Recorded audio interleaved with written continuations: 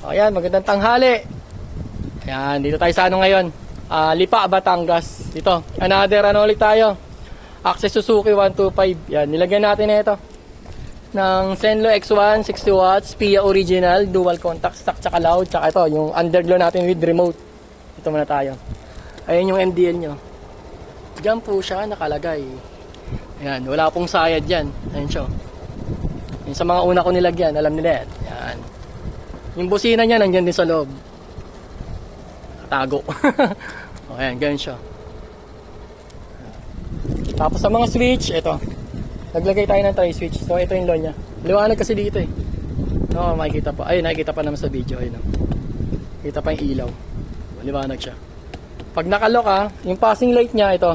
Sinabay ko dito sa passing light ng headlight ng mismong unit. Ayun, meron siyang passing light. Ayun, nagbi-blink. Maliwanag na rito pero ilaw kita. Sa high, ganun din, may passing light sa low. Tapos kapag naka-off, yan, sabay. Tapos pag gusto mong sabay lang yung MDL mo, hindi ka napipindot dito sa tri-switch niya, on mo lang to. Ayun o, mag-on na siya, sabay. Kita pa naman sa video. Yan. Naka-lock ka. Gusto mo isabay, o di pindutin mo lang tong high. Naka-lock ka. Dito. Tapos pindutin mo lang to. Naka-high na yan. Pwede rin siyang passing light. O yan. Tapos sa busina, ito. Nilagay tayo ng mga switch. Ito nakatago lahat sa ilalim. Ito sa underglow to isa. Ito sa busina. Pag nakaangat ng ganyan, stock. Tapos pag nakalubog, loud. Yan. Lakas. Tapos ito. Yung underglow natin, bukod dito sa remote, nilagyan ko nito. Main switch. O, ayan siya. Kulay blue to eh, dark blue. Ayan. Yung sa mga nilagyan ko una, as is lang ito. Maliwanag kasi dito kaya hindi pa masyadong kita eh. Sir, video ko Sige lang sir, 1 PM pa, maliwanag. Maliwanag na kasi dito eh. Pero pa-follow up ko yung video pag gabi lang. Ganda to. Mode. Yan, may mode siya. Yan, depende sa ano niya. Yan, may mode siya. Iba-iba yung mode niya. Dito lang tayo magtingin. Kasi maliwanag, hindi kita iba eh. Nag-iba-iba siya. Pwede yung lights na on, na steady, tapos pwedeng pahinaan yan.